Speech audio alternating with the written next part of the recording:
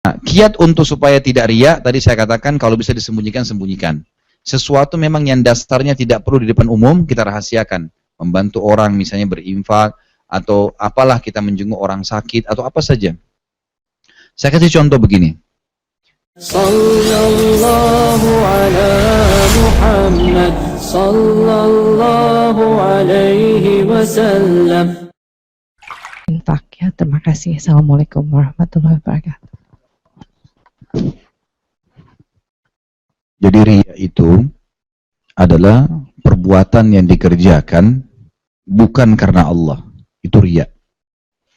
Selama perbuatan itu dikerjakan karena Allah, di depan umum atau disembunyikan, itu namanya tidak riya. Ikhlas.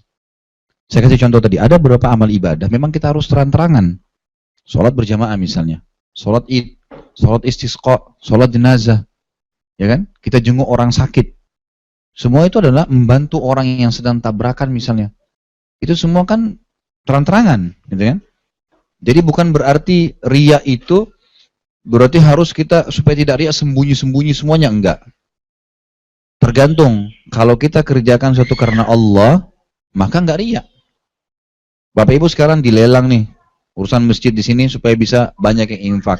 Pada saat kita mau berinfak, kita yakin bahwasanya tidak ada urusannya dengan riya. Memang saya ingin memberikan yang terbaik. Silahkan. Tapi kalau Bapak Ibu was-was nih, nanti kalau diiklanin atau disampaikan mata saya riya, ya udah, nggak usah disebut. Kita nanti bubar lelangan itu, kita berikan sesuatu ini dari saya deh.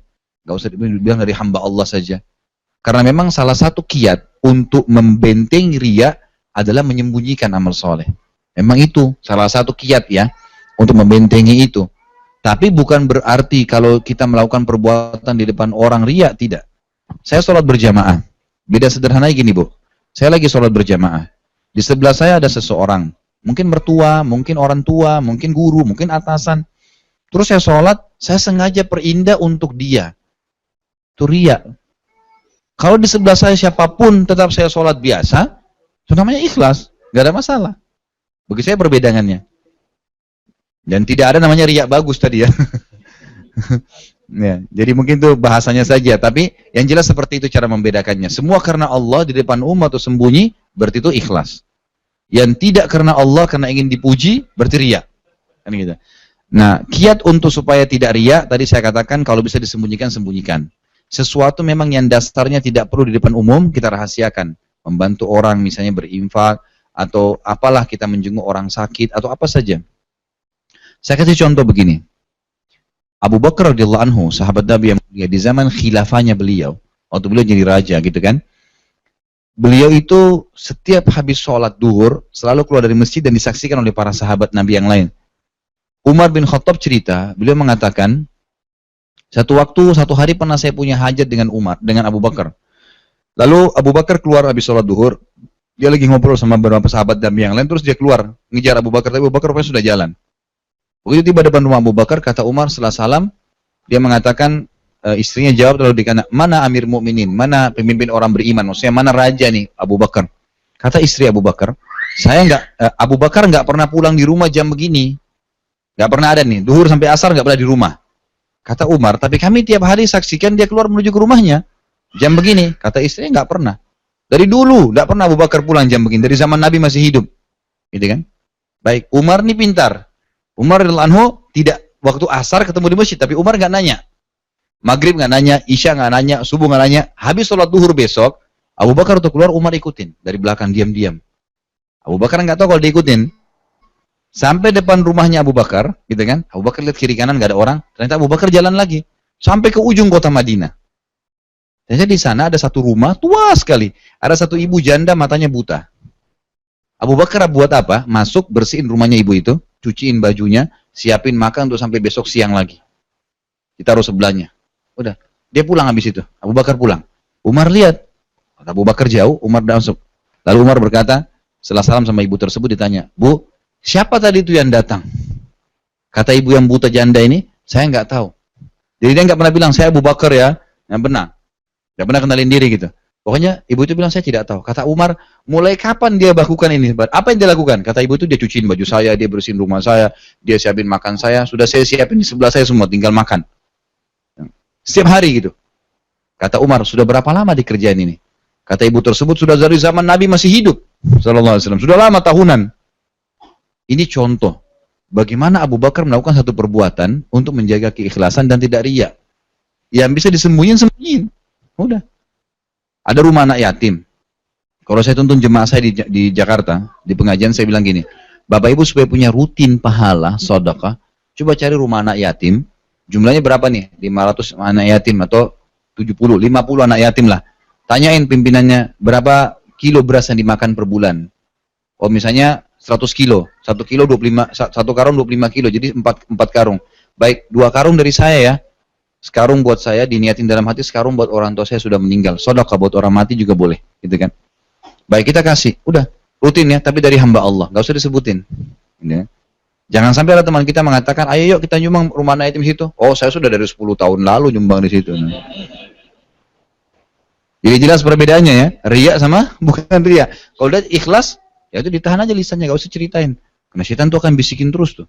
Ingat, amal ikhlas sudah 10 tahun lalu pun, setan masih bisa korekin hari ini untuk supaya hilang pahalanya. 10 tahun yang lalu kita haji, gak pernah cerita. Siapa orang cerita kita tahan. 10 tahun kemudian teman-teman kita cerita, oh kemarin tuh saya tahu saya nangis, oh tuh saya lihat Hajar Aswad begini, wah cerita. Setan bisikin, kau kan juga punya pengalaman. Oh iya saya juga begini, nah hilang. Gitu. Jadi nggak boleh, gitu kan? Makanya kita harus bisa ngontrol. Ingat ya, setan itu adalah musuh, bukan kawan. Saya ingin kasih contoh gini, ilustrasi. Kita pegang pedang nih, setan pegang pedang di medan perang. Bapak Ibu tidak nyerang, tidak nangkis, diapain sama musuhnya? Dibunuh, kan gitu. Musuh berhadapan sama kita, dia pegang pedang, kita pegang pedang, kita nggak nyerang, nggak nangkis, jadi bunuh. Dan musuh itu nggak mungkin pedangnya dicoret saja di badan kita, nggak mungkin. Dia dapat lubang, ditusuk, diobrak-abrik supaya kita mati kan. Begitulah setan. Dia selalu mau mencari celah lemah kita supaya kita kena. Dan dia berusaha lubang yang sudah kena, luka yang kena itu tidak sembuh sampai kita mati. Kalau jam 8 pagi dirutinkan kita nonton gosip misalnya, ghibah, ini contoh.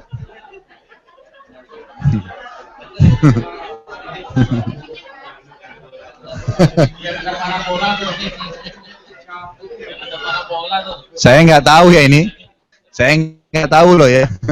Ini saya kasih contoh saja. Kalau jam 8 pagi biasa nonton gosip itu kan ghibah. Nggak ada urusan kita sama urusan rumah tangganya orang, kerjanya. Nggak ada urusan, sama sekali nggak ada manfaatnya. Lebih baik dengar tilawah, dengar ceramah, dapat manfaat gitu kan. Baik, kalau kita sudah jam 8 pagi rutin nonton ghibah, maka setan berusaha buat kita penasaran supaya jadwal rutin sampai mati. Emang gitu, supaya luka kita tuh boroknya nggak sembuh. Gitu. Nanti dia buat lagi jadwal dosa lain lagi, siang apa, sore apa, malam apa, sampai kita mati. Gitulah musuh kita setan. Maka jangan berikan celah tubuh kita kena. Bentengin selalu. Dan setan itu gampang, Bapak Ibu sekalian. Cuman ditolak. Kan dia cuma bisik kan. Buat ini, buat itu. Kamu dipuji, kamu gini. Kalau kita, saya nggak mau, saya nggak mau. Tolak, selesai kan. Setan nggak bisa, Bapak Ibu sekalian, menjelma-jelma tarik tangan kita untuk buat dosa, nggak bisa. Dia cuma bisikin. Makanya kata Nabi SAW, nanti di neraka pada hari kiamat akan keluar tiang besar di neraka. Ada iblis diikat di situ, tapi hari kiamat. Dan dia berkhutbah. Mudah-mudahan kita di sini tidak termasuk yang dengar khutbahnya, gitu kan? Loh iya, kata Nabi SAW, dia akan berkhutbah untuk penghuni neraka. Dia bilang apa? Sesungguhnya Allah menjanjikan kalian janji-janji yang benar. Dan aku membisikkan kalian semuanya kebohongan. Tapi kalian ikuti saya. Maka jangan salahin saya. Salahin diri kalian sendiri. Enaknya Allah sudah bongkarin kita di sini nih. Jangan sudah dibongkarin masih ikutin lagi. Gitu kan? Jadi dia mengatakan, Fala talumuni walumu anfusakum. Kata Allah. Iblis bilang, jangan salahin saya, salahin diri kalian selain. Ma'ana bimusrikhikum wa ma'antum bimusrikhi. Saya tidak bisa tolong kalian, kalian tidak bisa tolong saya. Saya pun kafiri semua, apa yang pernah kalian ikuti saya? Saya kan cuma bisik-bisik, kalian ikut, ya terserah, salah sendiri. Itu kurang ajarnya iblis tuh. Tapi sudah dibongkar, kita masih di sini. Makanya jangan diikutin, gitu kan? Nah, ini harus dijauhi memang, harus dijauhi dosa-dosa itu.